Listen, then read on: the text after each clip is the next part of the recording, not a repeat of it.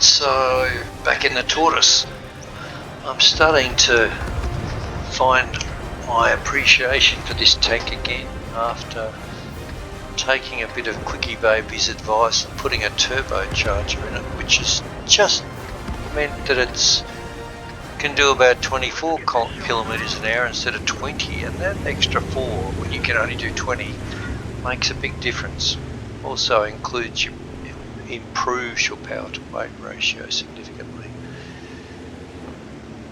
This map often baffles me a little bit, but I've started to work out my preferred gameplay for it too. So maybe that's part of why I'm starting to do better when I play on it.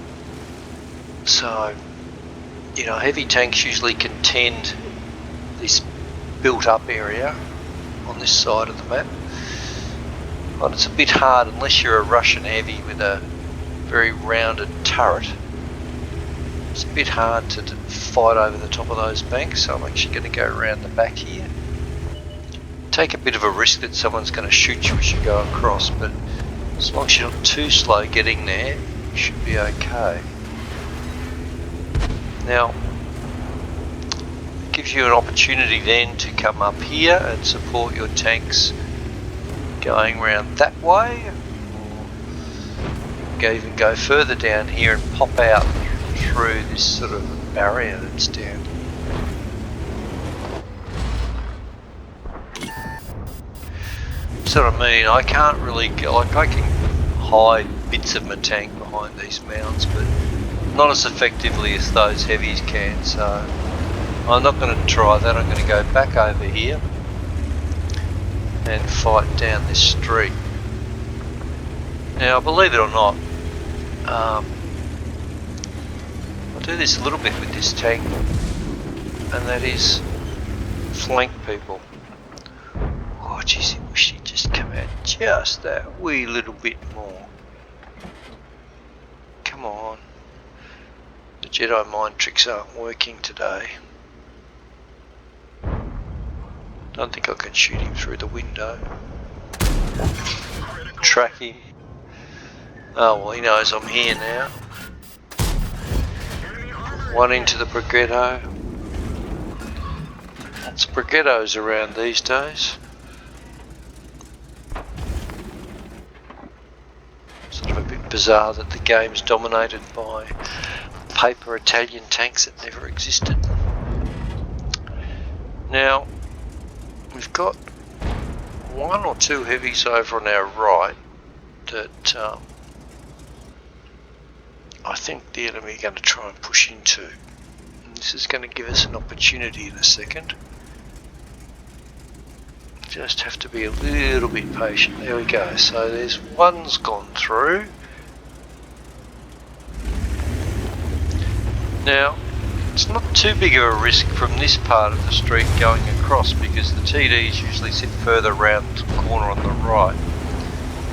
Oh, and there's the second one. So we've got two enemy heavies there. Can we get them in a pincer movement? All three. Damn, and he was the one that we could have taken out with one shot. Always the way, just when you get a shot on him, you tracked and he just gets past and you can't take it. Anyway, and he's done it again, but it won't save him. Now the Type 59's been very aggressive. I'm gonna primarily target the Italian tank, I think, because I'm going to do more damage to him quickly.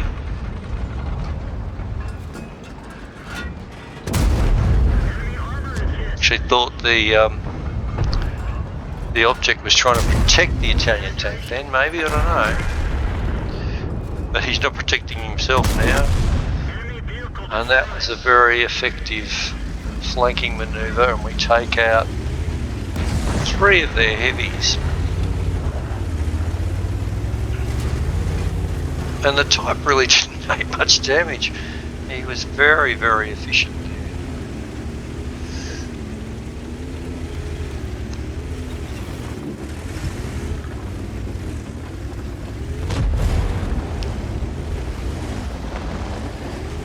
Now, you have to be a little bit careful. As we push down this road, we do have tanks on our left and we will have tanks in front of us. My aim is to try and get through behind these enemy tanks here, but I have to deal with these. Oh, there's one right there. Nope. Now we get spotted, but at least now we can see these guys. And we can start hurting them.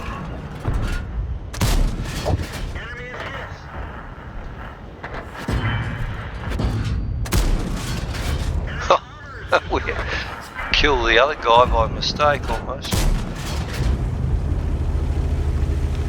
Well, the Centurion's a lot less dangerous than the SU, so it might be worth trying to get across now. We might take a hit, but if he pops out, he's probably going to get shot by the rest of our team. Here we find the enemy Tortoise on very low health.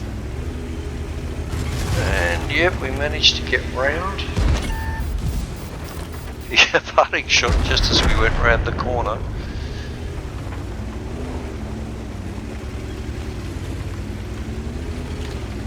Now, it's a little bit more risky through here.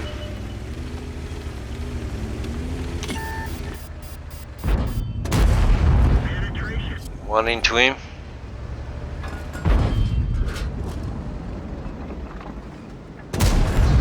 Track him.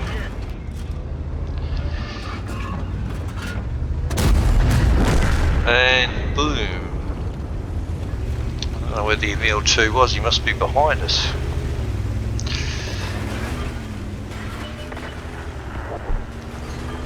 So it's still reasonably tight, this game, but we're doing moderately well now. Oh geez, that helped.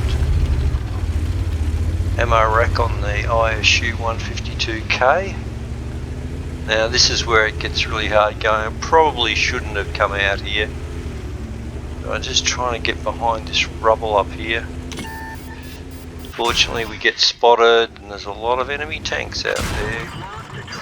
But this is where the beauty of this thing, well, not the beauty of its gun, we don't manage to do much damage as we fire back in that direction. Still got to try and get into cover. Still spotted. Bloody GSOR. A little bit more protected here. Maybe. Maybe not.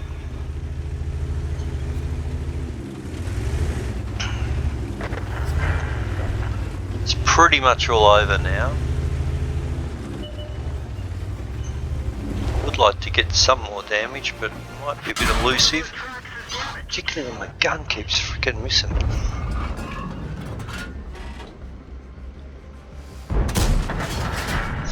Nope.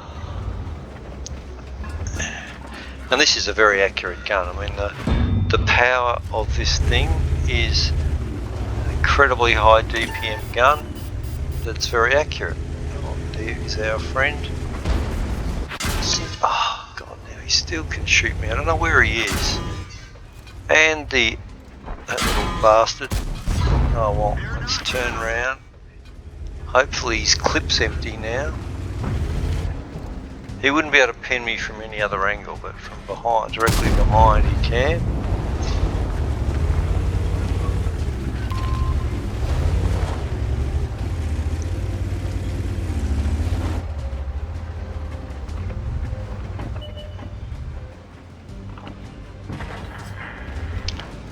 Just hoping for that extra shot. And there's one, that's alright.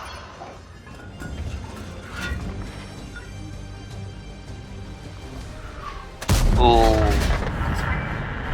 Just didn't reload in time. And that's the game. It's about 4,500 damage, and that really nice flanking manoeuvre made that game worthwhile.